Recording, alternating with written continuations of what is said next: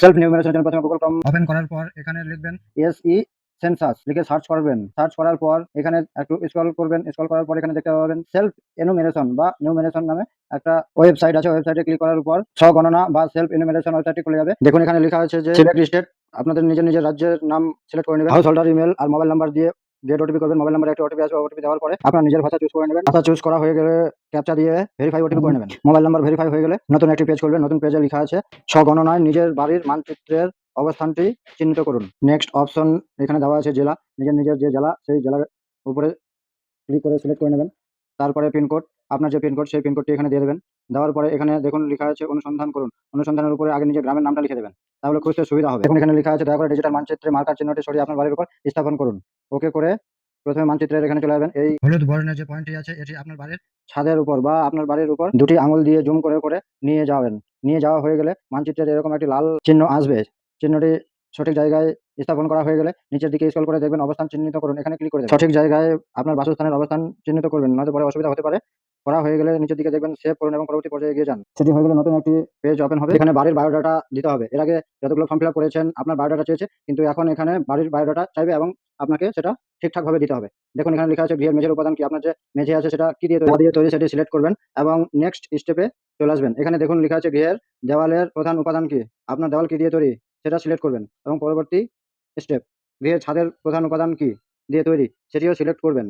আমার যেটা আছে সেটাই আমি সিলেক্ট করেছি। এখানে লুকাছুপি বা ভুলভাল তথ্য দেবেন না, পরবর্তীতে সার্ভে হবে। তারপর নেক্সট গৃহের বর্তমান অবস্থা কেমন, ভালো না বাসযোগ্য না ক্ষতিগ্রস্ত, আপনার বাড়ি আপনি ভালো বুঝবেন সেইভাবে সিলেক্ট করবেন। সবকিছু সিলেক্ট করা হয়ে গেলে সেভ এবং পরবর্তী পর্যায়ে এগিয়ে যাবেন। সবকিছু ঠিকঠাক থাকলে হ্যাঁ করে দেবেন। এই পেজে চেয়েছে পরিবারের সাথে সম্পর্কিত তথ্য, আপনার পরিবারে কতজন সদস্য আছে এখানে লিখে দেবেন। পরিবারের প্রধানের নাম এখানে লিখে দেবেন। নেক্সট পরিবারের প্রধান কি ভাষায় কথা বলে সেটি এখানে লিখে দিবেন বা অপশন আসবে সেইভাবে সিলেক্ট করে দেবেন। তারপর নিচের দিকে স্ক্রল করবেন এবং পরিবারের প্রধান পুরুষ না মহিলা সেটি উল্লেখ করে দেবেন। এরপর নিচের দিকে দেখবেন লেখা আছে আপনি কোন জাতির অন্তর্ভুক্ত, তপশিলি হলে তপশিলিতে ক্লিক করে দেবেন।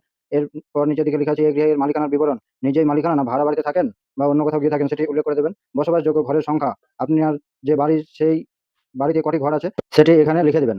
এরপরে লেখা আছে দেখুন এই পরিবারে বসবাসকারী বিবাহিত দম্পতির সংখ্যা, বিবাহিত কজন আছে এবং অবিবাহিত কজন আছে এটি এখানে লিখে দেবেন।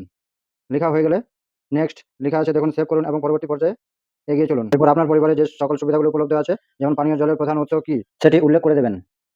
উল্লেখ করা হয়ে গেলে নিচের দিকে দেখুন লেখা আছে জলের উৎসটি কোথা থেকে, বাড়ির চৌহাদ্দির মধ্যে আছে নাকি বাড়ির চৌহাদ্দির কাছে বা দূরে সেটি সিলেক্ট করে দেবেন। আলোর উৎস কোথা থেকে সেটি সিলেক্ট করে দেবেন। আলোর উৎস যদি আপনার বিদ্যুৎ বা কেরোসিন, সৌরবিদ্যুৎ, অন্যান্য তেল বা অন্য কোনো উৎস হয়ে থাকে সেটি সিলেক্ট করে দেবেন এবং নিচের দিকে স্ক্রল করে আসবেন। শৌচালয়ের উপলব্ধতা কি আছে কি না কেবলমাত্র এই পরিবারের ব্যবহারের জন্য বা অন্য পরিবারের যৌথভাবে না সর্বসাধারণের জন্য শৌচালয় সেটি উল্লেখ করে দেবেন। আর যদি না থাকে তাহলে নিচের দিকে না করে দেবেন। আর যদি হয়ে যায় তারপরে নিচের দিকে লেখা আছে শৌচালয়ের ধরন কেমন, শৌচালয়ের যে আপনি ব্যবহার করেন সেটি নলবাহিত বা পয় প্রণালী, সেপটিক ট্যাঙ্ক নিচের দিকে আছে বা অন্যান্য পায়খানা, দুটি কুয়ো পিঠ যুক্ত পায়খানা যদি হয় তাহলে এখানে সিলেক্ট করে দেবেন। ঢাকনা যদি থাকে ঢাকনা বা স্ল্যাব যদি থাকে স্ল্যাব। নেক্সট একটি কুয়ো পিঠ যুক্ত পায়খানা, ঢাকনা স্ল্যাবযুক্ত জল বেরোনোর উপযুক্ত ব্যবস্থা সহ উন্নত মানের কুয়ো পায়খানা বা ঢাকনাবিহীন খোলা কুয়ো পায়খানা, আপনার যেটা আছে সেটি সিলেক্ট করে দেবেন। খাটা পায়খানা, মানুষের দ্বারা বাহিত মল, পশু দ্বারা বাহিত মল না খোলা নর্দমা দ্বারা মল নির্গমনের ব্যবস্থা সেটি সিলেক্ট করে দেবেন। নেক্সট বর্জ্য জলের নিকাশি কার সাথে যুক্ত, আপনার যেটা আছে সেটি সিলেক্ট করে দেবেন। বাড়ি চৌহদ্দির মধ্যে স্নানের ঘর আছে, আপনি যে স্নানের ঘরটি ব্যবহার করেন সেটি কি ছাদবিহীন, ঘেরা জায়গা আছে না নেই, আপনার যেটা আছে বা নেই সেটি উল্লেখ করবেন বা সঠিক ইনফরমেশন দেওয়ার চেষ্টা করবেন। আমি বারবার বলছি পরবর্তীতে সার্ভে হলে আপনি ফেঁসে যাবেন এবং আপনার বিরুদ্ধে আইনি ব্যবস্থা নেওয়া হতেও পারে। সেজন্য আমি বারবার বলছি সঠিক ইনফরমেশন দিন। আপনার রান্নাঘরে গ্যাস ব্যবহার করেন কিনা সেটি চেয়েছে, যদি থাকে তাহলে হ্যাঁ করবেন, যদি না থাকে তাহলে না করবেন। রান্নার ব্যবহৃত প্রধান জ্বালানি কি, কাঠ, শস্যের পরিত্যক্ত অংশ না ঘুঁটে কয়লা, কেরোসিন, রান্নার গ্যাস, বিদ্যুৎ, জৈব গ্যাস, সৌরশক্তি সিলেক্ট করে সেভ এবং পরবর্তী পর্যায়ে এগিয়ে যান। এইবার এখানে চেয়েছে আপনার বাড়িতে কি কি আছে সেগুলির বিবরণ। রেডিও, ট্রানজিস্টার এখন মোবাইলে হয়ে গেছে সেজন্য মোবাইলে ক্লিক করেছি। নেক্সট আপনাদের বাড়িতে যদি টেলিভিশন থেকে থাকে তাহলে হ্যাঁ করবেন, আর যদি না থেকে থাকে তাহলে না করবেন। ইন্টারনেটের সুবিধা যদি থাকে তাহলে হ্যাঁ করবেন, নতুবা না।